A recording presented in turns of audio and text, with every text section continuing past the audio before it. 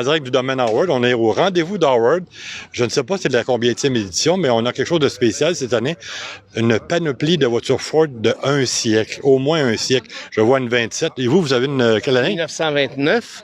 C'est une 1929, elle est plus récente, mais ici, c'est le club de Ford Model T du Québec qui a été invité pour le week-end. Pas pour le week-end, je me corrige, pour la journée d'aujourd'hui. On ne parle pas aussi de la manivelle. C'est pas le club La Manivelle, c'est le club de Ford Model T. Il est unique aux pionniers de l'automobile. Il existe depuis combien de temps, ce club? Plus de 20 ans, près de 25 ans bientôt. Et puis, il est établi dans quelle région du Québec? À Drummondville.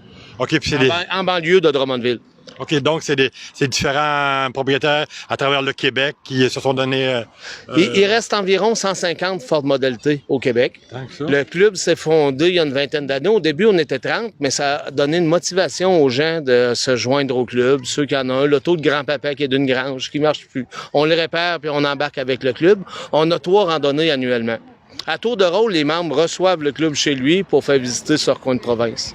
On fait jamais d'exposition, jamais de remise de prix. On les utilise tels qu'ils étaient utilisés autrefois. À leur état pur. Exactement. Plusieurs demeurent à la manivelle ici. Ouais. Et puis vous, qu'est-ce qui vous donnait l'idée de partir ça? Je suis pas fondateur, je suis membre directeur aussi, mais l'idée, c'est que les clubs de voitures d'aujourd'hui, en date d'aujourd'hui, pour qu'une voiture soit ancienne, il faut qu'elle ait 20 ans. Donc, cette année, la 1999 est acceptée. Nous, on est les pionniers d'automobile, on s'est tassé de le randonnée pour faire nos randonnées à vitesse normale, aisée pour nos autos, sans rien endommager. Et puis, rappelez-moi le nombre de véhicules qui sont répertoriés dans votre club. Une centaine. J'ai pas de précision, mais c'est 100, 110, 115. Il en reste 150 au Québec. Donc, dans quelle exposition qu'on serait plus susceptible de les voir? Aucune. Aucune, que ce soit Granby. Le Ford Model T ne fait aucune exposition. Ils vont à Granby à l'occasion, mais c'est un déclin. Cette année, il y en a seulement 6 qui ont participé. Okay. Les gens aiment moins aller attendre une grande journée pour avoir un trophée. Ça devient désintéressant. Quand les autos à côté de nous autres, on appelle ça des autos modernes ou presque. Exactement. Ben ouais. Je partage votre avis. J'ai la même opinion. Une voiture ancienne, à mon idée à moi, c'est près 75. Oui, nous, on est avant-guerre. Il y a eu une guerre en 39-45, puis des voitures d'après-guerre, c'était des autos modernes. C'était des voitures après-guerre, c'est des voitures dont il faut descendre pour y monter. Ici, on monte dans une auto. Après-guerre, on descendait dans une auto. Vous voyez l'allusion? Prenez des notes. Ouais. Et puis vous, c'est votre seul véhicule, par exemple? Non, je suis amateur. Je suis mécanicien dans les clubs de vieilles autos, puis je suis amateur. À l'âge que je suis rendu, j'en ai 3 d'accumuler, là. Mais j'en veux pas une 4e. Toutes des avant-guerres? Oui, absolument. Et puis, vous entreposez ça dans un endroit très sec, je présume? Pas nécessairement, non.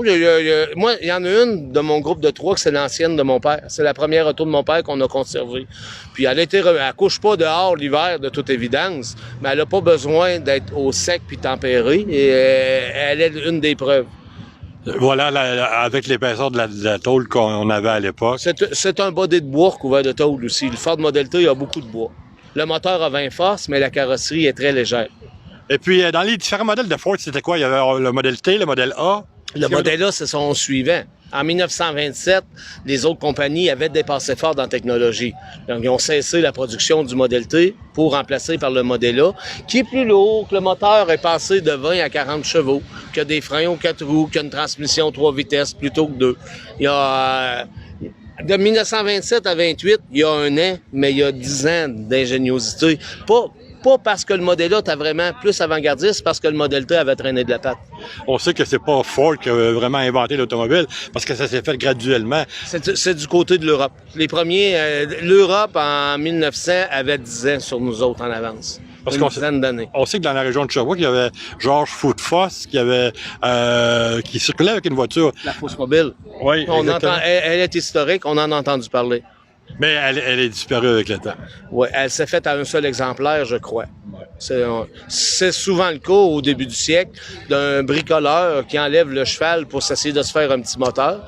Il donne son nom à l'auto, mais elle a été faite à un seul exemplaire. On peut pas appeler ça une compagnie automobile. C'est ça. Bien, monsieur, c'était extrêmement intéressant. Bienvenue. Merci de nous en avoir appris. Vous rappelez-moi votre nom? Jean-René Lagagnère, de Sainte-Anne-de-la-Pérade. Et puis, si vous avez une Ford de ces années-là qui est enfouie dans une grange, on leur invite à communiquer avec vous? Oui, le club offre les services de l'entraide pour la remise en condition de l'auto et de la réimmatriculer et de la remettre sur route.